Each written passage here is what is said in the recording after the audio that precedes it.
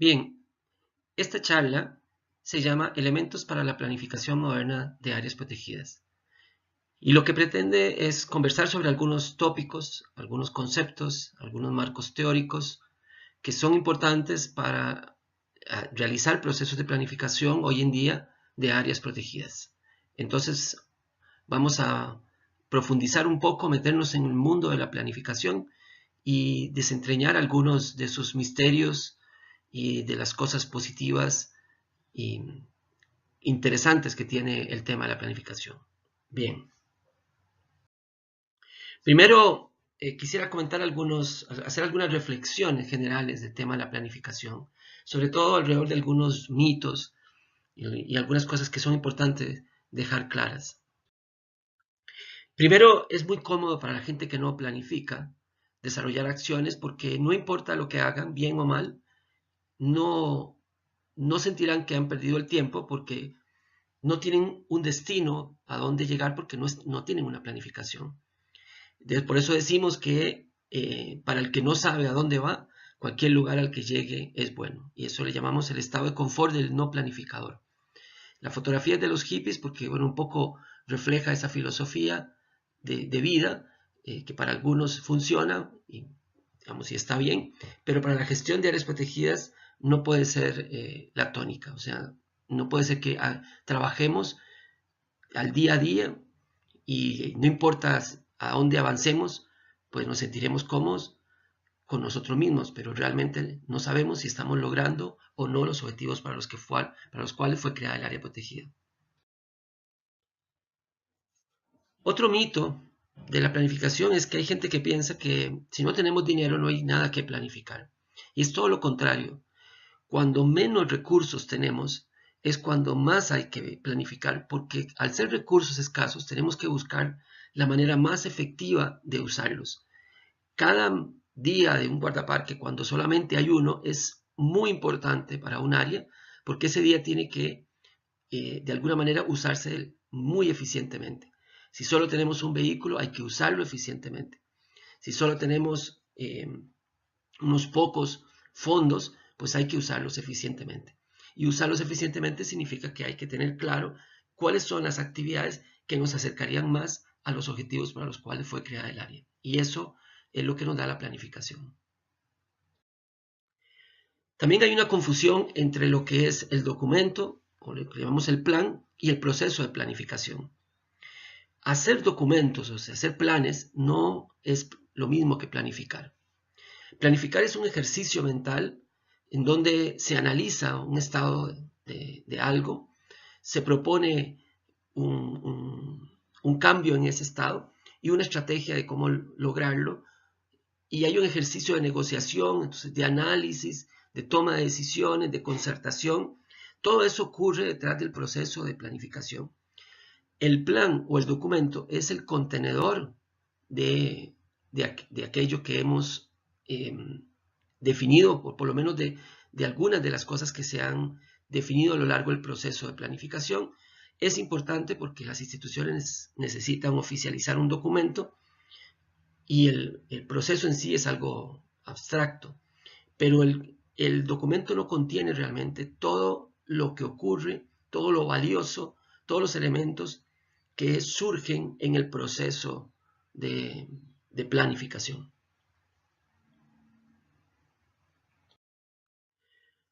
Otro mito también es que necesitamos mucha información para poder planificar. Uno puede planificar básicamente sin información o con muy poca información. El tema es que las decisiones que yo puedo tomar en el proceso de planificación dependen de la cantidad de información que yo tenga. Si tengo mucha información, probablemente podré tomar decisiones más profundas. Por ejemplo, si yo quiero tomar la decisión en un área protegida de categoría de uso sustentable que permite cacería, por ejemplo, si yo quiero tomar una decisión de una cuota de caza para ciertas comunidades, yo necesito tener información del estado de esa población. Si yo no tengo esa información, entonces yo no puedo tomar esa decisión. Ahora, ¿significa que entonces no puedo hacer nada? No. Yo planifico la forma en que voy a obtener esa información y luego cómo voy a usar esa información para tomar esa decisión. Al final, yo sí puedo hacer un plan, Mi plan es, primero, levantar la información, segundo, compartirla, tercero, tomar la decisión y elaborar el plan de manejo de esa especie. Entonces, la información realmente es una limitante y no una barrera para la planificación. Existe un paradigma de los planes que le llamamos el plan biblioteca. Y es eso que muchas instituciones o jefes de áreas pretenden que los planes de manejo contengan toda la información disponible del área protegida. Quieren que sea como el almacén de información de toda el área. Y si no la tienen, quieren que el plan la produzca. Entonces, le cargan al plan algo que no es propio de él. Esto es un antecedente histórico que hoy en día se utiliza mucho y es frecuente que cuando se entra a un proceso de planificación de un área, se quiera que el documento, particularmente el documento de la sección de caracterización, esté llena de información del área protegida. Y esto puede ser que en algunos casos se justifique, pero en la mayoría de ellos no es necesaria esta información como parte del proceso. O sea, es necesaria conseguir toda la información disponible y estudiarla para entrar al proceso de planificación, pero no tiene necesariamente que ser parte del plan esa información. También tenemos lo que llamamos el superplan.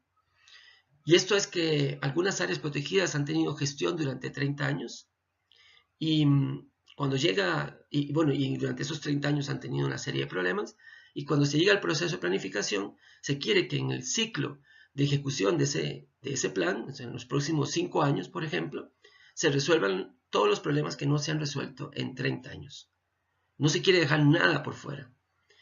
Entonces, eso es otra cosa que hace que los planes sean irreales, porque es imposible pretender que en 5 años se van a resolver los problemas que no se resolvieron en 30.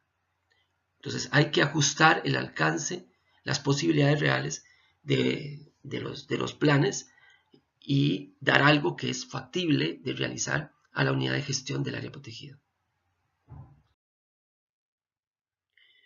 También es importante hacer una diferencia entre lo que llamamos planificación operativa y planificación estratégica. En ese sentido, decimos que la planificación operativa se enfoca en lo que hay que hacer. Por ejemplo, en los planes operativos, generalmente anuales, es una lista de actividades, de cosas que deben hacerse con su responsable, su temporalidad y en algunos casos inclusive hasta los recursos que serán asignados. Pero la planificación operativa está enfocada en definir lo que hay que hacer y monitorear que eso se esté cumpliendo. En el caso de la planificación estratégica, esta se enfoca en lo que hay que lograr. O sea, es una planificación que analiza un status quo en un territorio y analiza las cosas que hay que cambiar en ese territorio. Entonces son los grandes logros del proceso de gestión lo que se planifica en el componente estratégico. Las acciones para lograr eso son planificación operativa. Entonces, la planificación estratégica se enfoca en lo que se debe lograr en esa área.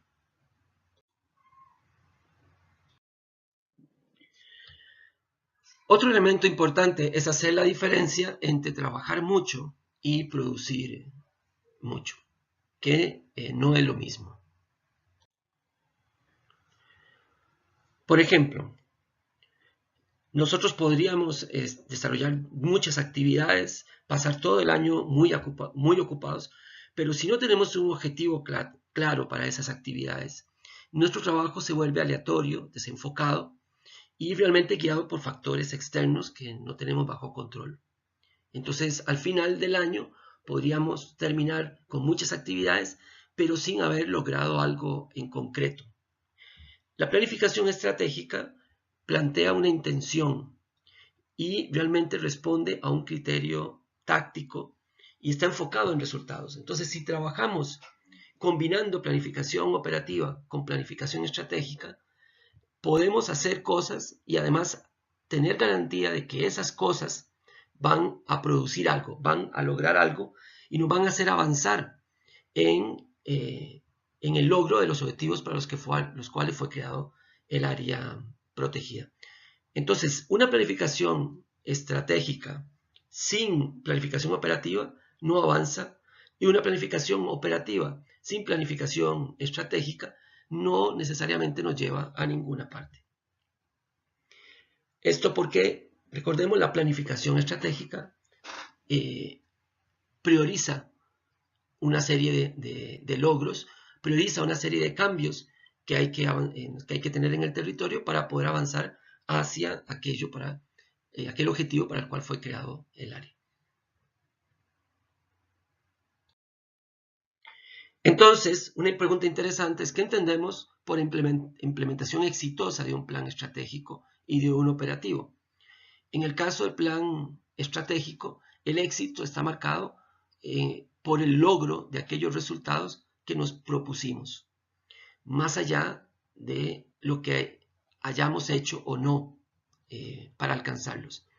La planificación operativa, el éxito, está definido por la ejecución de las acciones que nos planteamos desarrollar, más allá de que éstas hayan generado un logro o no. Entonces, como decíamos en la diapositiva anterior, es la combinación de estos dos componentes lo que genera una gestión exitosa. Bien, para continuar, vamos a afinar algunos conceptos que son importantes para esta charla. El primero es: ¿qué entendemos por gestionar un área protegida? La gestión de un área protegida es el conjunto de acciones que se desarrollan para lograr que el área protegida alcance los objetivos para los cuales fue creada. Esas acciones pueden ser acciones de intervención, que llamaremos manejo, pueden ser acciones administrativas, acciones de control, acciones de investigación, educación, informes, búsqueda de fondos, todo lo que se hace alrededor de un área protegida para que ésta sea gestionada, para que ésta sea llevada, digamos, al logro de sus objetivos. Todo eso se llama gestión. Entendemos por gestionar. Ahora, llamamos manejar a una parte de la gestión, que son las intervenciones que se hacen sobre el recurso con fines de conservación, por ejemplo, restauración de ambiente, repoblación de una especie, manejo con fuego, etc. O con fines de uso por parte de actores, comunidades o la sociedad. Y ahí entra, por ejemplo, el turismo, entra la cacería, la pesca, extracción forestal, la extracción de productos no maderables y otras acciones de ese tipo. Entonces, manejar es sinónimo de intervenir, el recurso, en ese sentido de que se va a sacar algo, se va a introducir algo, o se va a manipular de alguna manera. Y planificar es la herramienta que sirve para orientar los esfuerzos de gestión de un área protegida de forma que lleven hacia un escenario futuro previamente definido. Esto con base en un análisis de la situación actual y pasada. Claro que siempre, digamos, decimos que se planifica en función de los objetivos para los cuales fue creada el área protegida. Ahora, hay escalas a nivel de planeta, a nivel de nacional o subnacional, e inclusive escala de área protegida. Y en esas diferentes escalas hay instrumentos que se utilizan para planificar, como el caso de las metas para el desarrollo humano sostenible, las metas de Aichi, el programa de trabajo de la CDB, el enfoque ecosistémico. Son cosas que se planifican a nivel global, a nivel de planeta. Ahora, esas rigen de alguna manera o influyen sobre planificaciones a escala de país, como el Plan Nacional de Desarrollo, las metas nacionales de conservación, un plan regional de desarrollo, plan director del sistema de áreas protegidas. En fin, digamos, esos son instrumentos que planifican a escala de país, siempre en el ámbito de la conservación y el desarrollo sostenible. Ahora, escala de área protegida. El instrumento de mayor nivel es el plan de gestión del área. Luego le siguen los planes temáticos. Los planes temáticos son planes que abordan, como su nombre lo dice, temas específicos, por ejemplo, el plan de control y vigilancia, el plan de educación ambiental, el plan de investigaciones, el plan de control de fuegos, en fin, esos planes que se circunscriben a un tema particular del área. Y luego están los planes que son de carácter operativo, que pueden ser bianuales, anuales, pueden ser trimestrales, semestrales, e inclusive hay planes operativos semanales o diarios que se hacen en algunas áreas. En este caso, pues vamos a hablar mucho más de planes de gestión, que es donde nos estamos enfocando más en esta charla. Y estos tres componentes deben estar bien engranados, deben estar bien orquestados. Y para eso, pues debe funcionar como una especie de engranaje en donde los diferentes planes estén girando de manera armonizada. Para que esto ocurra, deben entonces darse ciertas condiciones. Primero, deben tener objetivos y principios congruentes entre ellos. Si cada plan tiene parte, digamos, de premisas o de objetivos muy diferentes, pues entonces probablemente va a haber fricciones y va a haber chispas en este engranaje. No deben tener contradicciones técnicas y normativas entre ellos tampoco. El de mayor rango debe servir para implementar el de menor rango debe servir para implementar el otro de mayor nivel, y el de mayor rango prevalece siempre sobre uno de menor nivel ante cualquier contradicción. Entonces, este tema de los rangos es importante. El plan operativo no puede plantear cosas que no, digamos, que vayan en contra de lo que está estipulado en el plan de gestión. Igual en los planes temáticos no deberían plantear cosas en contra del plan de gestión. Por ejemplo, yo en un plan temático sobre turismo, uso público turístico en el área, no podría plantear la apertura de senderos en sitios en donde el plan de gestión dijo que debía ser una zona intangible, ¿verdad? Ahora, si en el proceso de planificación del plan de uso público yo descubro que eso es una potencialidad que no se visualizó en el plan de manejo del área, pues entonces hay que buscar el mecanismo de modificar el plan de gestión para que armonice con esa idea que surge en el proceso de planificación temática. Les mencionaba que planes de gestión es como los llamamos hoy en día a estos documentos. Sin embargo, inicialmente se les conoció como planes de manejo, que era una traducción del Management Plan promovido por Kento Miller en los años 70. En el caso de Perú les llaman planes maestros. En el caso de México les llaman programa de manejo. En el caso de Salta se llama Plan Integral de Manejo y Desarrollo. En Argentina les llaman planes de gestión, que es como en el app los llamamos y promovemos, porque realmente son planes mucho más abarcativos, mucho más holísticos el plan de gestión. En Uruguay le llaman directrices de manejo. Ahora, ¿qué tiene todos ellos en común? Todos estos instrumentos, llámese de la manera que sea particular en cada país, planifican un ciclo de gestión que incluye un análisis de contexto, la planificación de dónde queremos ir, la planificación de los insumos que necesitamos, los procesos de manejo, los productos intermedios que debemos ir alcanzando y los grandes impactos, los resultados que queremos lograr. Este ciclo de la gestión está incluido en un proceso de elaboración de un plan de manejo. Básicamente estos componentes.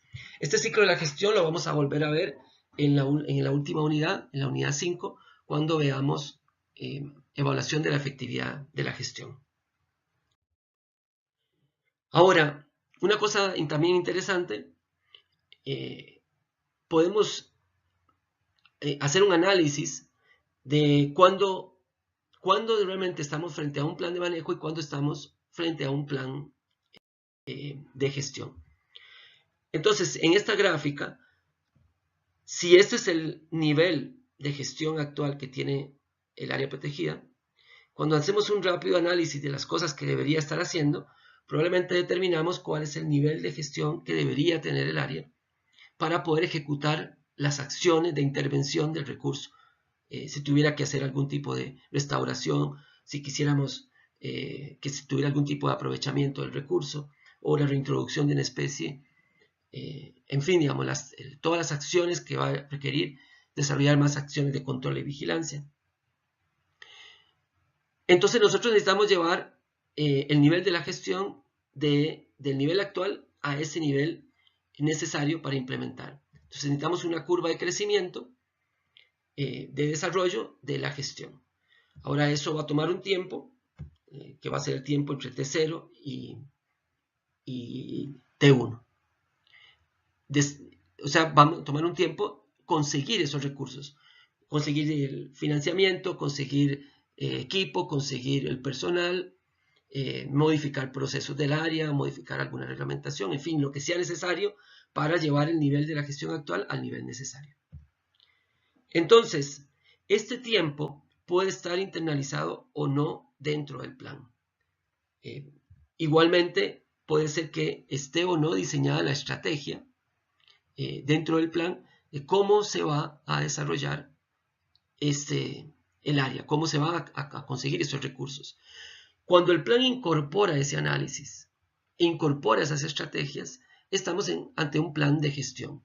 Cuando solamente dice lo que el área debería estar haciendo, sin indicarle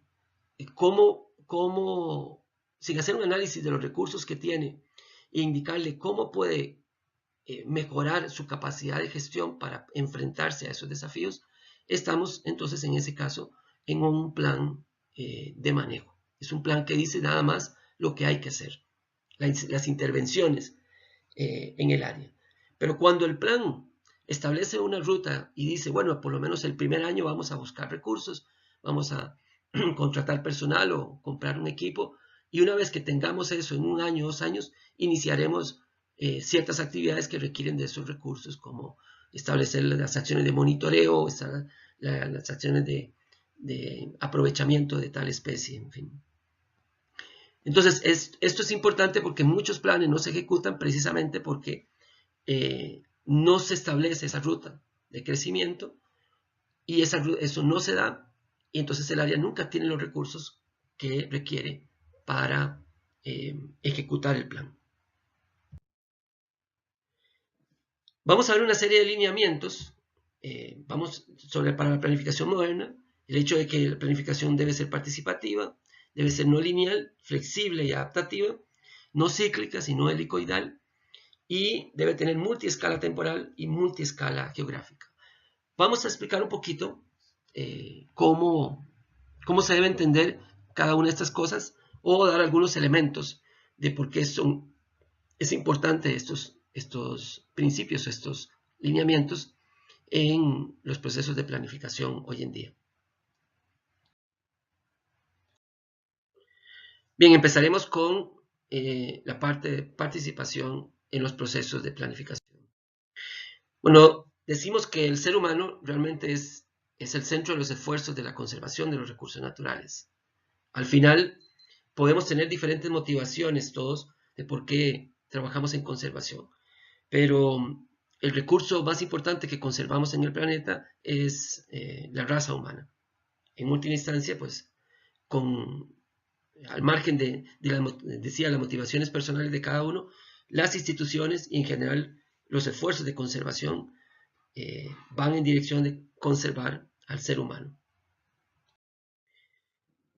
Ahora, el ser humano ha tenido historias en su organización social en donde las grandes masas, que son las que están abajo en ese gráfico, no tenían capacidad de decisión, estaban influenciadas por la gente de dinero, digamos las grandes oligarquías, que a su vez estaban supeditadas al poder del ejército, que estaba a su vez supeditado al poder religioso y a su vez al poder monárquico. Y bueno, pone el gráfico al dinero arriba porque el autor considera que el dinero es el máximo poder en la pirámide del sistema capitalista. No me interesa el tema de si es capitalista o no, lo que me interesa es mostrar que antiguamente en la sociedad, las grandes masas no participaban tan profundamente de los ejercicios de la gestión. Sin embargo, hoy en día, bueno, cuando hablo de hoy en día estoy hablando tal vez de los últimos 50 años, la gente ha asumido mucho más protagonismo, ha asumido un rol mucho más importante en los procesos de toma de decisión de la gestión de los territorios, de los países donde ellos viven. Esa participación genera un empoderamiento que nos interesa muchísimo y es realmente el objetivo importante de la participación en los procesos de elaboración de planes de manejo. Y quiero contarles un caso de cómo ese empoderamiento se ve reflejado en acciones concretas. Y vamos a ir entonces a la Reserva Municipal del Valle de Tucabaca, en el departamento de Santa Cruz, en Bolivia. Ahí se desarrolla un proceso de planificación y en general, digamos, toda la gestión de esta reserva está hecha de una manera muy participativa, en donde las comunidades locales se han apropiado fuertemente de la gestión de esta área, sobre todo siendo un área de carácter municipal. Ahora, no piensen que por ser municipal es pequeña, tiene 250.000 hectáreas. Es ese paisaje que están mirando ustedes ahí. Y bueno, es un área muy, muy importante. Podría ser perfectamente un parque nacional, pero las comunidades están apropiadas de esa gestión y a ese nivel se están dando las cosas muy bien. Ahora, lo que ocurrió es que, basado en una política de neocolonización del gobierno de Bolivia, fueron llevados a esa zona colonos traídos de otras partes y estos grupos humanos empezaron a desarrollar este tipo de desmontes, de aperturas. Lógicamente, cuando eran llevados a un lugar donde estaba todo cubierto de bosque, pues ellos abrían estos espacios para poder desarrollar sus cultivos. Esto ocurría dentro del área protegida, pero lo más importante es que ocurría en una zona muy especial del área protegida. Estos desmontes ocurrían en la zona núcleo. Ahora, esa zona núcleo es lo que se ve ahí verde oscuro. Ahí está el mapa de la reserva de Tucabaca. Y esa es la zonificación que se propuso en el plan de manejo. Ahora, la gente de las comunidades locales estaba absolutamente consciente de que esa era la zona núcleo porque ellos habían participado en la definición del plan y habían estado de acuerdo y habían promovido que esa fuese la zona núcleo de la reserva y entendían perfectamente lo que eso significaba y las restricciones que tenía. Entonces, más allá del municipio o de otras autoridades locales, las comunidades decidieron tomar acciones al respecto. Y entonces bloquearon el único camino de acceso que había a ese valle donde estaban localizadas estas personas. Y lo bloquearon hasta que el gobierno accedió a retirar a esas personas de la zona núcleo de la reserva y reubicarlas en otro sitio. Como les decía, esto no fue una acción de las autoridades municipales que desarrollaban la gestión del área, ni de otras autoridades ambientales del país. Fue una acción directamente de las comunidades locales. Eran comunidades locales peleando por su área protegida. Pero lo más importante es que el argumento de las comunidades locales es que esos asentamientos estaban en la zona núcleo de la reserva. Esto no hubiese ocurrido si estas comunidades no hubiesen participado de manera activa y proactiva en el plan, porque al hacerlo, ellas estaban absolutamente conscientes de lo que significaba tener una zona núcleo y de los problemas que estaban generando esos asentamientos para su reserva. Ese nivel de apropiación es lo que buscamos en los planes, con la participación en los planes de gestión. Podemos ver eso reflejado en este gráfico, en donde tenemos nivel positivo y nivel negativo, porque hay participación negativa. Por ejemplo, la oposición es un mecanismo de participación, solo que pues es un mecanismo negativo para nosotros. No deseamos que la gente se oponga. Tampoco deseamos que la gente sea indiferente al proceso. Eso cuando la gente le dice, mira, vamos a hacer el plan y ¿por qué no participas? Y dice, no, a mí no me interesa, yo no quiero meterme con nada de eso. Bueno, esa es indiferencia consciente. Estas dos formas de participación realmente no las queremos, por eso les llamamos negativas, pero son formas en donde la gente está de alguna manera vinculada con el proceso. Luego está una participación neutra, digamos, que es la gente que se informa. No está ni a favor ni en contra, solamente está informada. Después está la gente que se consulta, o los actores que se consultan, y esta es la forma más usual de participación en las áreas protegidas, que es ir a hacer un taller y consultarle a la gente qué opina sobre esto, aquello, lo otro. Pero hay uno que avanza más, que es cuando se toma decisiones conjuntas.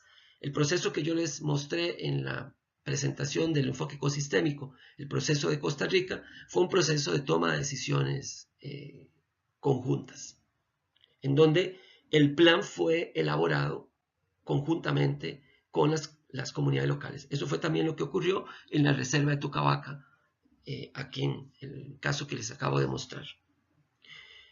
Pero está el nivel óptimo en donde hagamos una gestión conjunta del área, en donde la ejecución sea de manera conjunta. Y esto es lo que estamos buscando hoy en día. En un proceso de planificación en la provincia de Salta, desarrollamos una planificación con esta intención de planificación de ejecución conjunta. Solo que ahí la mayoría de los actores que estaban participando eran instituciones. O sea, se hizo un proceso de planificación participativo intersectorial, en donde al final el plan de manejo era un conjunto de 62 proyectos desarrollados por 14 instituciones operando en ese territorio. Bien, ahora pasamos a la parte de no linealidad de la planificación. Voy a mostrarles ahora lo que es la visión lineal de la planificación. Y eso lo voy a hacer usando un paralelismo con el juego del billar. Entonces, en el billar tenemos una bolita que está en una mesa de billar en donde digamos, el ambiente está muy controlado, la mesa es absolutamente plana y la pana es siempre la misma, tiene la misma textura. Y tenemos lo que llamamos aquí, al menos en Costa Rica, el taco, que es esa vara con la que le golpeamos la bolita.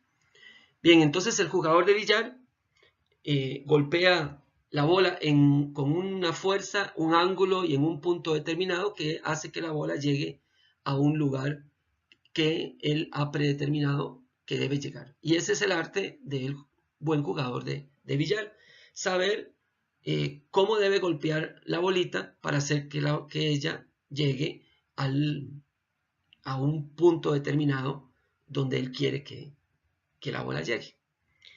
Bien, en planificación, en la planificación lineal, eso es básicamente lo que se hace.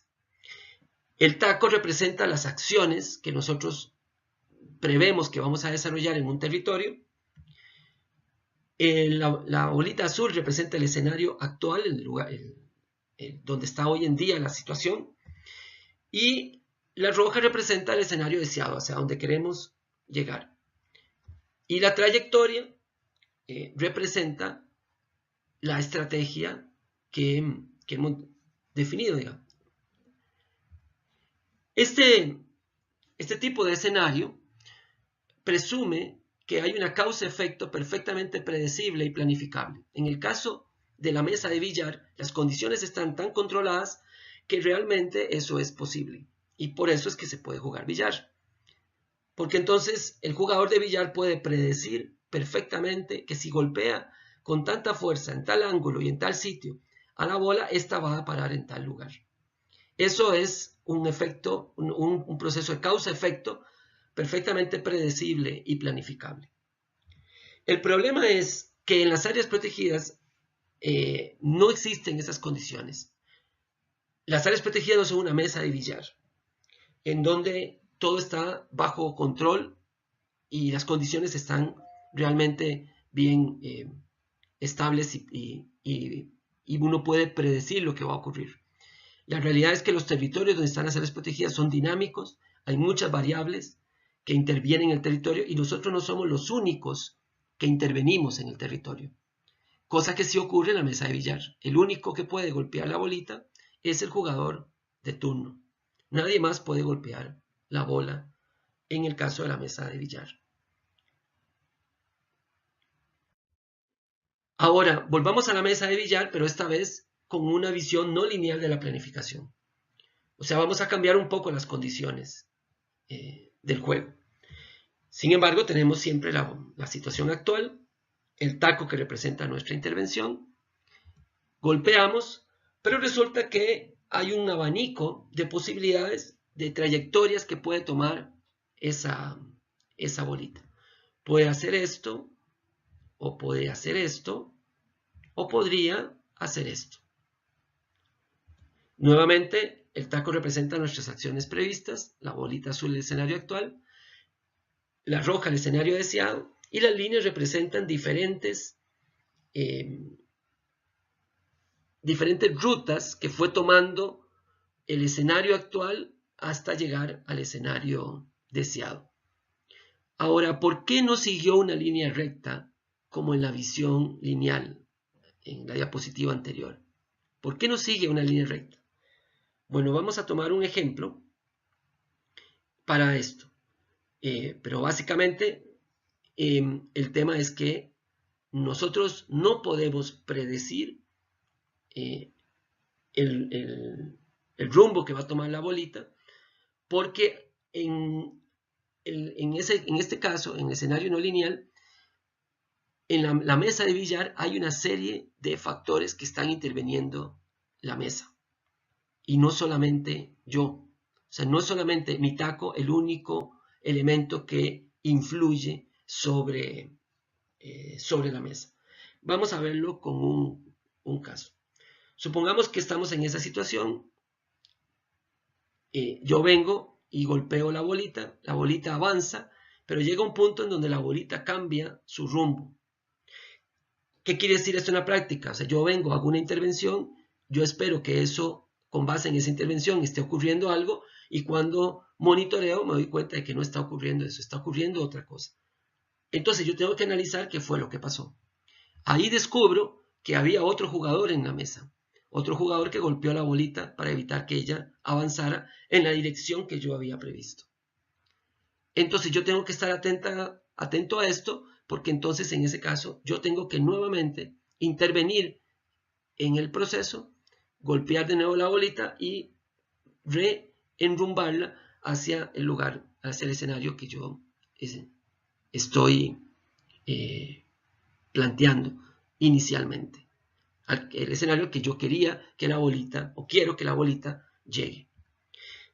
Este escenario no lineal parte entonces de la presunción de que yo estoy interviniendo en territorio dinámico y en donde yo necesito ir monitoreando mis intervenciones para saber si están dando el resultado que yo quería, y si no, tengo que estar cambiando la estrategia o corrigiendo el rumbo de las acciones para mantener la dirección prevista para la bolita.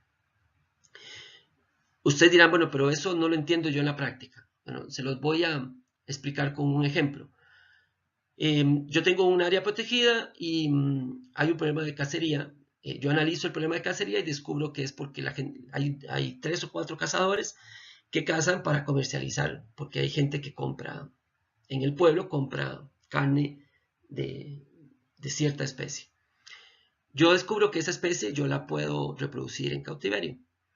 Entonces, yo hago unos criaderos, inclusive involucro a estos personajes, a estos cazadores, y mi estrategia es que generando eso en cautiverio, legalmente, yo puedo cubrir la demanda de la carne y entonces eso va a eliminar la cacería.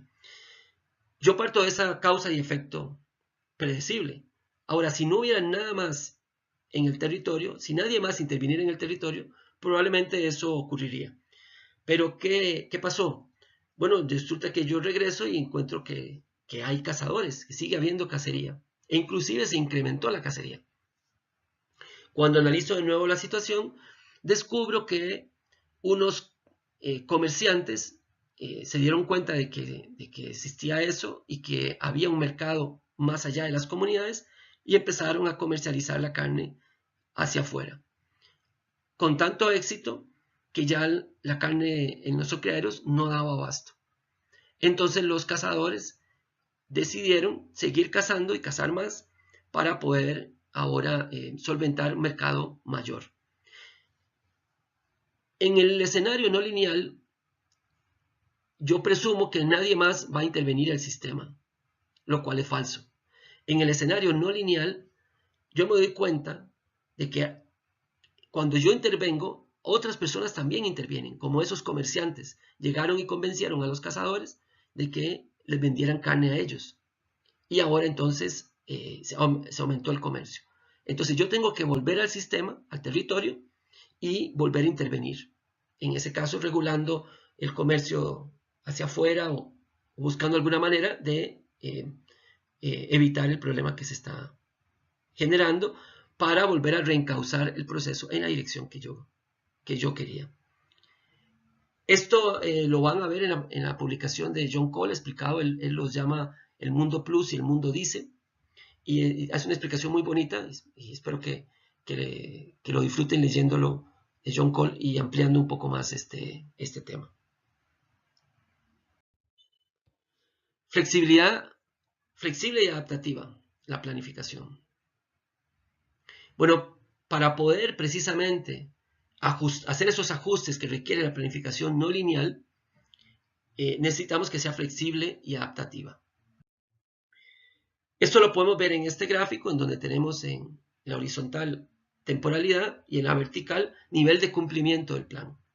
Tenemos allá en amarillo un escenario planificable en el largo plazo, 20 años digamos, y tenemos en el año 0 el escenario actual y en verde el alcance del plan de gestión. O sea, digamos que es un plan de 5 años, entonces queremos pasar del año 0 al año 5, o sea, de la bolita blanca a la bolita verde en 5 años, y para eso desarrollamos un plan. Y ese plan, digamos, traza una línea que nos va llevando en esa dirección. Para eso desarrollamos un sistema de monitoreo a lo largo de la ejecución del plan. Y entonces, cuando hacemos el primer monitoreo, nos damos cuenta que íbamos ligeramente desviados del rumbo. Entonces hacemos un reajuste. Y ahí hacemos el primer ejercicio de adaptación. Luego vemos que adaptamos muy fuerte o quizá igual están interviniendo otros elementos y entonces hacemos un segundo ejercicio de adaptación.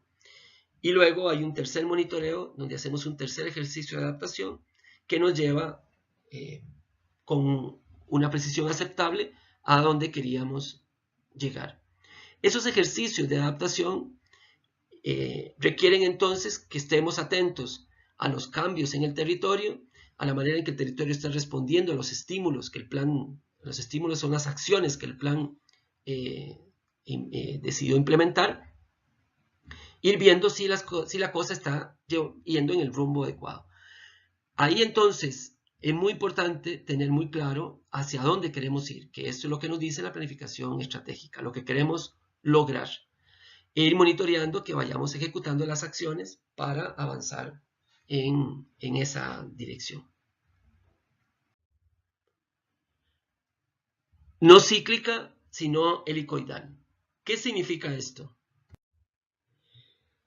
En la visión clásica de la planificación, hemos dicho siempre que la planificación es cíclica, o sea que es una serie de procesos que se repiten una y otra vez en los diferentes ciclos de planificación. Cuando hablamos de un ciclo de planificación, estamos hablando de esos 5 años. Por ejemplo, que 5 años, 10 años, que decimos que es el horizonte temporal del plan. Si un plan de 5 años, entonces es un ciclo de planificación de 5 años.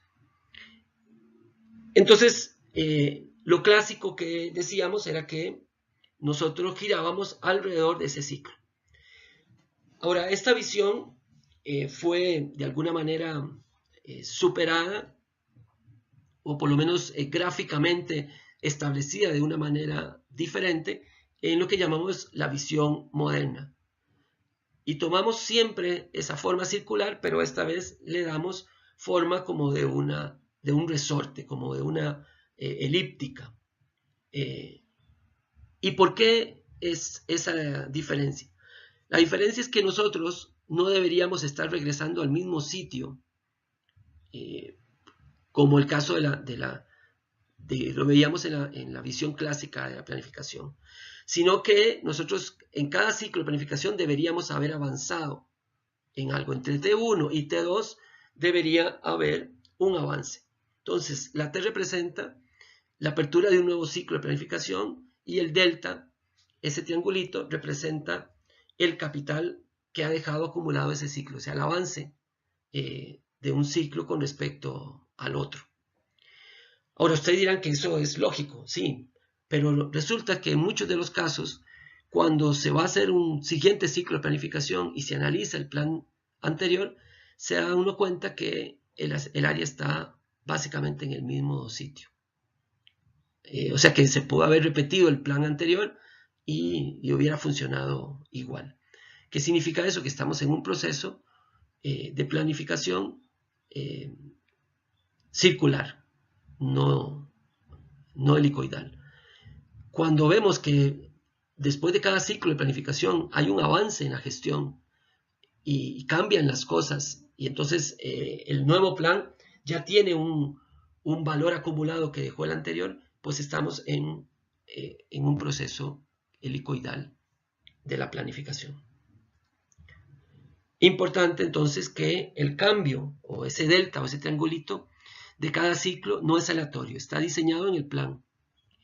Son los objetivos, las metas, lo que se quiere lograr está representado por ese cambio en la situación del área.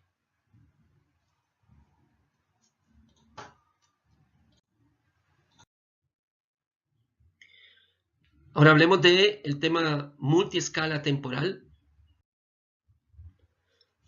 Este gráfico de diapositiva ya la vieron en enfoque ecosistémico y menciona la importancia de no tener solamente una escala temporal de planificación.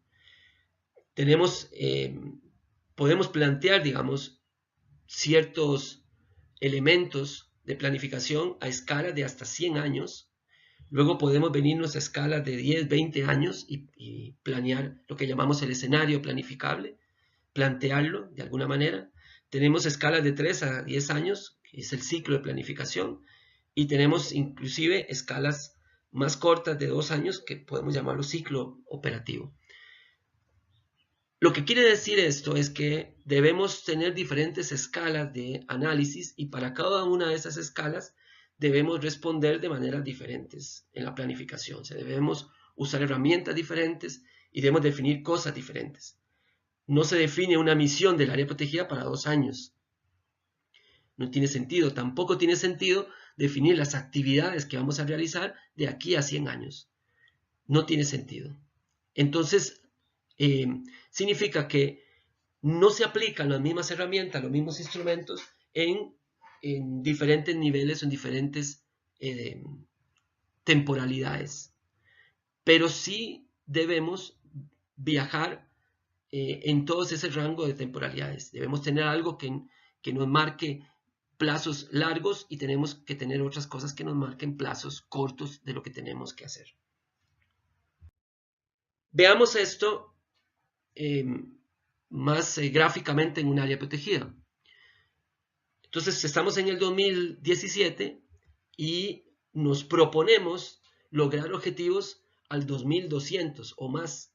Estos son los grandes objetivos del área. Esto está a nivel de la escala de la misión, que son los objetivos de creación, los aportes que hace el área a los objetivos del sistema de áreas protegidas del país o de la jurisdicción subnacional a la que pertenezcan. Entonces, en este plazo de tiempo, nos proponemos grandes objetivos de una visión de muy largo plazo. Ahora, con una visión mucho más corta, de unos 20 años, desarrollamos un escenario planificable. Eso puede ser una visión y nos imaginamos cómo debería ser el área de aquí a 20 años. Pueden ser algunos escenarios de cómo van a cambiar las cosas en los próximos 20 años y entonces cómo más o menos va a influir eso en el territorio y en la gestión del área. O sea, pensamos un poco el área a 20 años y definimos eso que hemos analizado o pensado de alguna manera, a través de una visión, a través de escenarios deseados, escenarios, tendencias, en fin, hay diferentes instrumentos. Ahora nos definimos como desafío avanzar hacia algo que queremos lograr en esos 20 años. Y para eso aplicamos una serie de ciclos, por ejemplo, pueden ser de 5 años, que es lo más clásico en los planes de manejo. Aplicamos ciclos de 5 años que nos van llevando poco a poco a llegar, a pasar del 2017 al 2037. Son ciclos, por ejemplo, de planificación de 5 años. Quiere decir que para llegar del 2017 al 2037 vamos a hacer 4 planes de manejo y vamos a hacer 20 planes anuales operativos. Y eso nos va a ir llevando al 2037. Esto para mostrar gráficamente lo mismo que dije en la diapositiva anterior. Debemos tener diferentes escalas de pensamiento, de análisis y de definición de lo que queremos lograr en esas temporalidades y debemos ajustar los instrumentos a esas escalas de tiempo. No se puede hacer un plan operativo de 20 años, pero sí se puede hacer una visión. No se hace un plan de manejo de un año, pero sí un plan operativo. Entonces hay herramientas de acorde a la temporalidad en la que estemos trabajando. Esos ciclos son los ciclos de la gestión, de lo que hablamos antes. Y bueno, lógicamente todos estos instrumentos, los instrumentos que sean a diferentes temporalidades, deben estar bien engranados, como ya lo dijimos. El último lineamiento es el tema de la multiescala geográfica. Y esto, hablamos de planificación en cascada, que ya lo mencioné también en la charla de enfoque ecosistémico. La planificación en cascada es básicamente un concepto que dice que los planes de mayor envergadura en términos territoriales se ejecutan a través de planes más precisos territorialmente hablando. Y esto lo podemos ver gráficamente de esta manera. Se hace una planificación a escala de paisaje que luego baja a escala de área protegida y luego a sector de área protegida y luego a escala de sitio. todo interconectado y fluyendo información de abajo para arriba, pero también, de arriba para abajo, pero también de abajo para arriba. Y recordarán el caso que les mencioné sobre la Chiquitanía, de cómo se planificó la ecorregión, hizo un plan ecorregional y después eso influyó en los planes de manejo de áreas protegidas, en los planes de ordenamiento territorial de los municipios. Y por último, la planificación de la zonificación.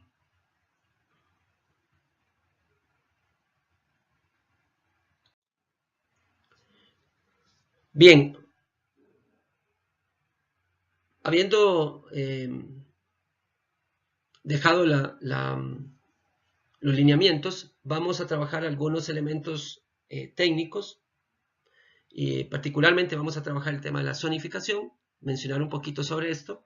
La zonificación es una de las herramientas más poderosas que se usan, digamos, en los planes de manejo porque implica el ordenamiento del territorio de alguna manera y eso implica restricciones de uso, eso afecta intereses de personas y bueno, también es una de las herramientas más poderosas que tenemos para lograr objetivos de conservación en el área. Existe planificación interna y planificación externa, zonificación interna y zonificación externa. En la zonificación externa hay dos conceptos que se usan, que es la zonificación de amortiguamiento, la zona de amortiguamiento y la zona de influencia. La zona de amortiguamiento se hace en función de las actividades que ejecutan una presión o ejecutan un daño, ejercen un daño, pueden afectar los recursos dentro del área. La zona de influencia se hace en función de el nivel que quiere abarcar, el territorio que quiere abarcar la gestión del área. Eso tiene más que ver con el área hacia afuera, hacia dónde quiere llegar la gestión del área. Está relacionado también con el tema de las amenazas, pero va un poco más allá. En la zona de amortiguamiento es una zona que se define más en términos biofísicos, en términos directos de cómo una actividad ejerce presión sobre el área, y la zona de influencia va más en función de las capacidades que tiene el área para hacer gestión en su entorno, hasta dónde quiere llegar con su gestión, llevar el mensaje del área, influir sobre el pensamiento y las prácticas de comunidades o actores que están en la periferia del área. La zonificación es el resultado del análisis de varias capas de información. Generalmente hay capas que tienen que ver con cuestiones naturales, sistemas naturales, vulnerabilidad, donde hay cosas interesantes que están amenazadas, en fin, ese tipo de cosas. También analizamos usos, donde hoy en día se hacen los usos, donde hay potencialidades de usos en el recurso. Y también analizamos conflictos dentro de la zonificación, donde hay conflictos de uso, donde hay conflictos por ejemplo, tenencia de tierra o por alguna otra cosa en el área. Estas capas de información se sobreponen, se juntan con alguna metodología y de ahí sacamos la zonificación, que al final es una manera de organizar esos eventos, de esas actividades en el territorio. La zonificación es realmente un mapa de actividades humanas o de consecuencia de las actividades humanas en un territorio. En este caso particular, en el territorio del área protegida. Ahora, la zonificación tiene relación con otros elementos del plan. No es un elemento aislado. La zonificación tiene, por ejemplo, recoge insumos de la caracterización, se nutre de la caracterización, se nutre del diagnóstico y se nutre de la misión y la visión. Porque si queremos conservar, por ejemplo, o recuperar tal sitio en tal lugar, tal ambiente en una parte del área, pues en la zonificación es un poco la que nos va a ayudar a que eso ocurra, no generando actividades que interfieran con esa recuperación. Inclusive en algunos países hay unas zonas que se llaman zonas de recuperación, destinadas para eso, por ejemplo. Pero también la zonificación produce estrategias, produce lineamientos de acción y genera indicadores para la evaluación y seguimiento del plan. Entonces, la zonificación está relacionada con todos los elementos del plan. De algunos se nutre y a otros los nutre la zonificación. Y otro elemento importante de la zonificación es que existen, al menos conocidos, dos grandes tendencias, o digamos, lo que llamamos dos enfoques de zonificación, que llamamos zonificación por condición, en lo que es el mapa del lado izquierdo, en donde usted lo que zonifica es la condición en la que usted desea que esté el recurso en ese sitio, en cada uno de los sitios. Por ejemplo, en este caso, el verde oscuro es la zona más natural.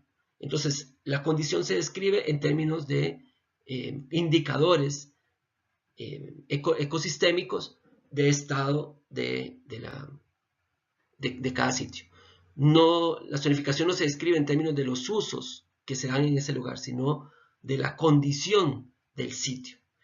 A diferencia, la zonificación por usos, que es el lado derecho, el mapa del lado derecho, está basada en los usos permitidos dentro del área y lo que hace realmente es un ordenamiento de esos usos. Entonces, una zonificación por usos clásica diría zona de uso intangible, zona de uso turístico, zona de uso de investigación, zona de uso ganadero, por ejemplo, si fuera un área que permitiera esa actividad. Entonces, la zonificación por uso organiza los usos. La zonificación por condición organiza la condición que se quiere en el área, independientemente de los usos que se le vaya a dar a esa zona. También, en algunos casos, en el lab, en procesos que hemos desarrollado, lo que hacemos es un mix entre esas dos.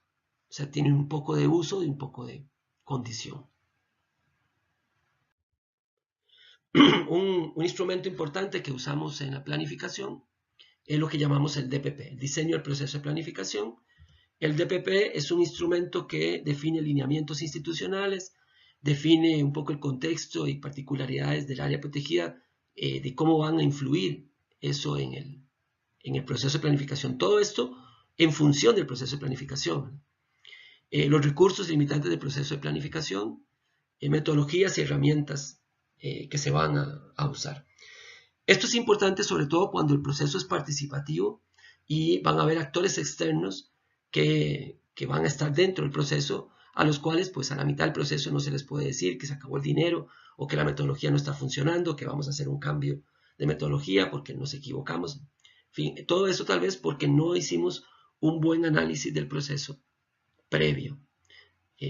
Modificar cosas no es el problema porque es parte también, el proceso de planificación es un proceso adaptativo. Es el dar una sensación de ser un proceso improvisado, lo que no debe ocurrir. Entonces, el diseño del proceso hace que se baje la incertidumbre y el proceso sea más organizado. Ahora quiero compartir con ustedes algunos conceptos desde la óptica de la lab. Igualmente en otras literaturas, en otras escuelas, encontrarán estos mismos conceptos descritos de otra manera. No hay correctos e incorrectos, solamente hay diferentes marcos conceptuales. Vamos ahora a compartir el nuestro. Decimos que la misión, por ejemplo, solo es como el conjunto de objetivos de creación del área. Decimos que la misión es lo que le da razón al área, lo que le da sentido a la existencia del área protegida. Por otro lado, la visión, decimos que es lo que nos imaginamos de cómo debe ser el área protegida, cómo la imaginamos en el futuro. A diferencia de la misión, la visión es una imagen de futuro. La misión es una intención, un gran macro objetivo. Los objetivos son lineamientos o líneas estratégicas más puntuales de intervención. Yo puedo marcar objetivos en restauración, objetivos en cambio de actitud ciudadana. Entonces, los objetivos son lineamientos mucho más específicos. Y las metas, lo que llamamos la métrica de la planificación, definen y cuantifican cuánto se va a avanzar en cada línea estratégica. Algunas escuelas integran objetivos y metas, entonces los objetivos están cuantificados.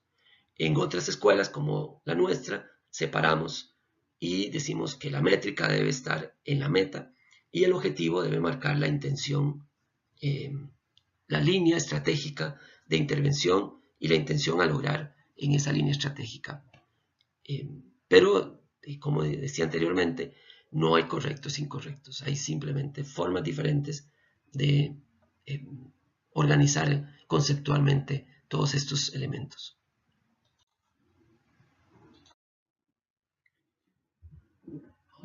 Otro concepto son las estrategias.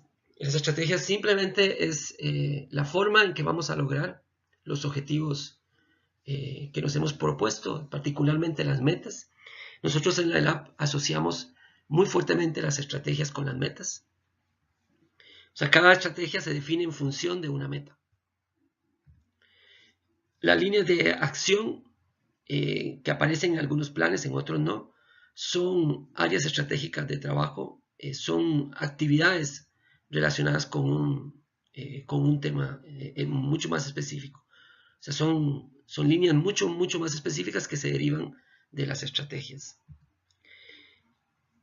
Y la zonificación, pues, es el ordenamiento territorial.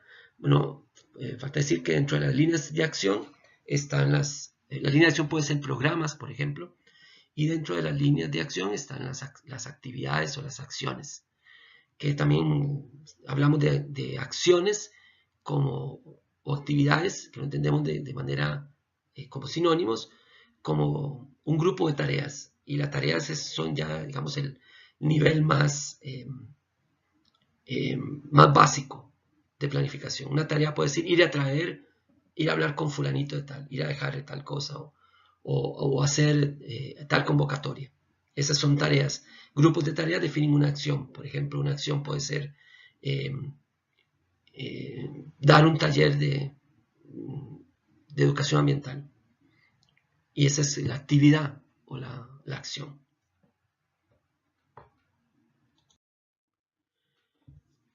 Con respecto a las métricas de la planificación o los indicadores, nosotros en la ELAP planteamos que hay 3 niveles: indicadores de impacto, indicadores de proceso, indicadores de cumplimiento. Los indicadores de impacto están relacionados con los cambios en el territorio, lo que yo quiero ver de cambio en el territorio. Y son los que nos van definiendo cómo nos acercamos a los objetivos para los cuales está creada el área. Los indicadores de proceso son aquellas cosas que vamos resolviendo en el camino. Hacer un plan, por ejemplo, de control de fuegos puede ser un indicador de proceso que nos lleve a que haya menos incendios en X lugar. Ese es el indicador de impacto. Y luego el indicador de cumplimiento tiene que ver con las actividades, la ejecución de actividades propiamente. Entonces, por ejemplo, para hacer el plan de control de fuegos, yo tengo actividades puntuales como un taller. Por ejemplo, en ese esquema que estaba mencionando, queremos mejorar, disminuir los fuegos y logramos identificar que para eso necesitamos reintroducir ganado como herbívoro, porque ya en el parque no hay herbívoros naturales o por alguna razón, y queremos reintroducir el ganado para bajar el combustible.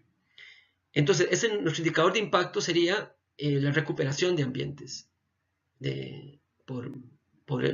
al disminuirse la incidencia de fuegos. El indicador de proceso podría ser la cantidad de cabezas de ganado dentro del área, que es que si logramos tener ganado dentro del área, ya hemos avanzado en ese proceso de disminuir la cantidad de incendios. Entonces, un indicador de proceso sería la cantidad de vacas dentro del parque. Y como indicadores de cumplimiento están, por ejemplo, el taller que hicimos con los ganaderos para poder explicarles la situación, o el plan de la elaboración del plan de manejo ganadero dentro del parque, o en fin, digamos, actividades muy concretas. Perdón, el plan de manejo ganadero sería en ese caso un proceso, sería parte de los indicadores de proceso. El taller que se hace para hacer el plan es un indicador, que se hizo el taller es un indicador de cumplimiento de actividades. Ahora, ¿por qué estos tres niveles? ¿Por qué necesitamos indicadores en esos tres niveles? Bien, veamos por qué. Al tener esas baterías de indicadores, nos permite entender si están funcionando bien los planes o no, y eso ayuda muchísimo a aprender y a hacer cada vez planes mejores. Muy poca gente ha participado 3 o 4 veces en la elaboración de un plan de su misma área protegida. Entonces, probablemente no entienda o no le vea, digamos, el valor que tiene a aprender de la ejecución de un plan. Pero eso es lo que nos permite mejorar y lo que nos permite salir de ese ciclo que hablábamos hace un momento y entrar en una espiral, en una helicoide, y poder, digamos, ir haciendo cada vez mejores planes. Veamos en estos tres casos para el mismo ejemplo.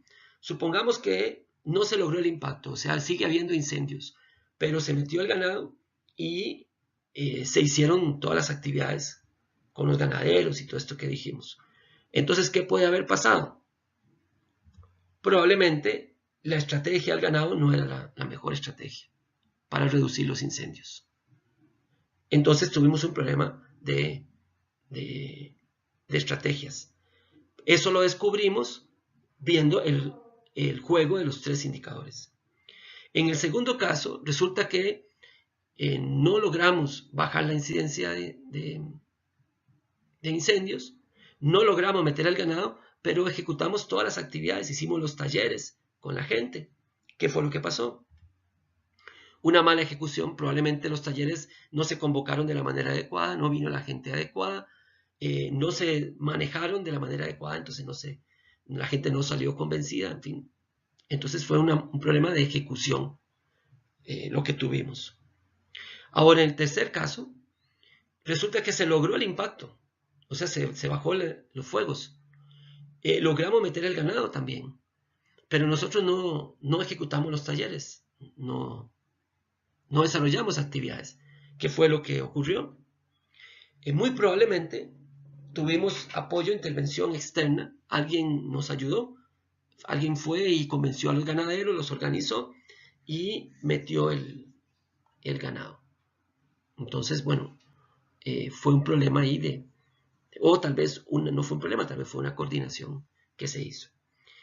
Y en el cuarto caso se logró el impacto, pero nunca se metió el ganado y nunca se desarrollaron las actividades. Probablemente hicimos un mal diagnóstico. Puede ser entonces que el área no tuviera problemas de incendios, o sea que el sistema se estuviera recuperando independientemente de los incendios. Y tuvimos ahí un problema de diagnóstico. Como pueden ver, el análisis del juego de los tres indicadores nos permiten eventualmente tomar decisiones respecto a qué está ocurriendo bien y qué está ocurriendo mal en nuestros planes, en los planes que hacemos. Esto con el objetivo de aprender del plan. Esa es la razón principal por la cual colocamos esos indicadores. Para aprender, y bueno, otra razón también muy importante es porque si vemos que estamos desarrollando estuviéramos en el caso, por ejemplo, 2, que estamos desarrollando las acciones y no logramos meter el ganado, pues deberíamos entonces cambiar las actividades. O si estuviéramos en el caso 1, con ganado sigue habiendo o no se recupera el ambiente, pues entonces deberíamos redefinir las estrategias. Entonces, si esto lo vamos descubriendo en el proceso de planificación, vamos haciendo un manejo adaptativo del proceso. Bien, este es un JPG que ustedes tienen en la biblioteca, en la bibliografía proporcionada por el curso.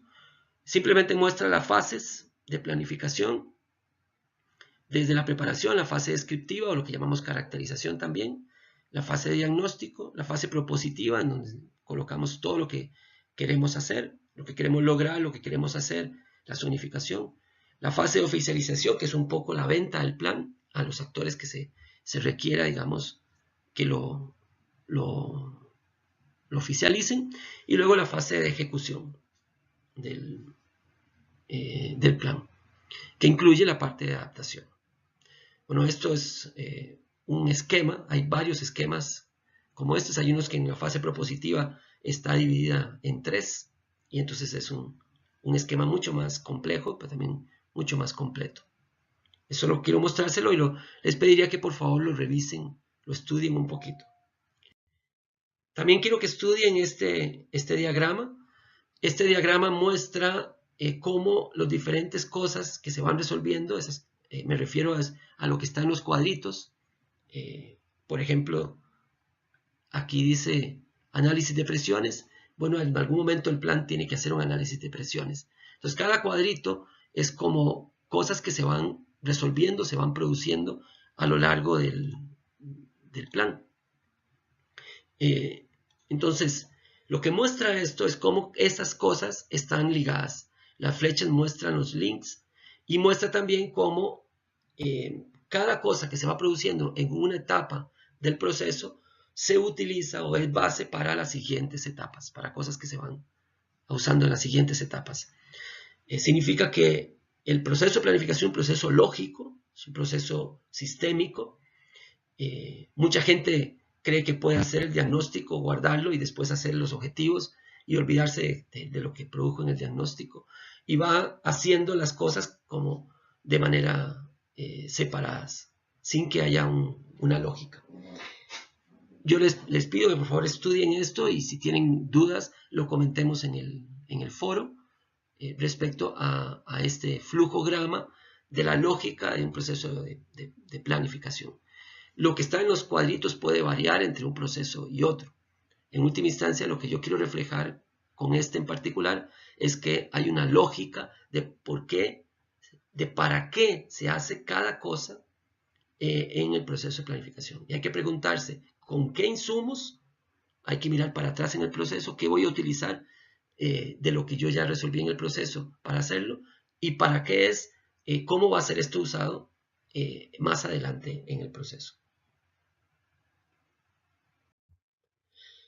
Esto que no están logrando ver las letras que están ahí, no es la intención que lo vean, solo quiero mostrarles, esto es un PDF que también está en la bibliografía, que quiero que abran y lo revisen, porque es una cosa interesante que surgió en la provincia de Salta y es un resumen del plan de un plan de manejo, un plan de gestión. Ahí están por columnas, en las primeras columnas está la visión, después están en otra columna los objetivos, después las metas, luego vienen las estrategias o los proyectos, digamos, que se quieren aplicar, los resultados que deben generar esos proyectos. En fin, si usted ve esto, es un diagrama que muestra básicamente el plan.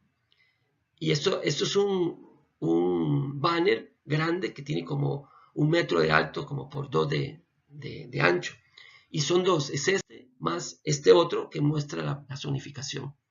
Donde están las reglas de la zonificación, lo que se puede, no se puede hacer.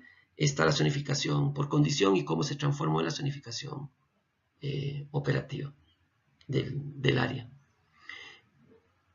Estos dos banners básicamente resumen el plan. Entonces es una cuestión interesante porque es un cambio de paradigma en donde podríamos obviar el documento y podríamos simplemente producir estos dos banners, pegarlo en diferentes partes del área protegida, en las oficinas, igual que tenemos el mapa del área, pegarlo por ahí y ahí tendríamos el plan a la vista todo el tiempo. Claro que las instituciones siempre necesitan el documento porque eso es lo que se puede oficializar y lo que debe quedar en los archivos y todo esto. ¿verdad? Y lo que se comparte con la gente. Pero bueno, esta es una opción para tener el plan a vista todo el tiempo en el área protegida. Por favor, entren, busquen ese PDF y simplemente mírenlo, miren el contenido, miren lo que está ahí. E imagínense esto en un banner de 2 metros de largo por 1 metro de ancho pegado en la oficina del área protegida. Bien, este es el material que quería compartir con ustedes respecto a planificación moderna de áreas protegidas. Como vieron, pues esto es una serie de lineamientos, directrices, de principios, de enfoques, de elementos que son considerados hoy en día como parte de los procesos para la elaboración de la planificación estratégica de las áreas protegidas, contenida en eso que llamamos planes de manejo, planes maestros, programas de manejo, en fin, la diferente nomenclatura que le damos, planes de gestión que les damos hoy en día. Espero que puedan revisar el material bibliográfico y que puedan participar en los diferentes espacios de discusión, en el chat, en el foro. Bien, y seguimos adelante. Entonces, muchas gracias y es todo por el momento.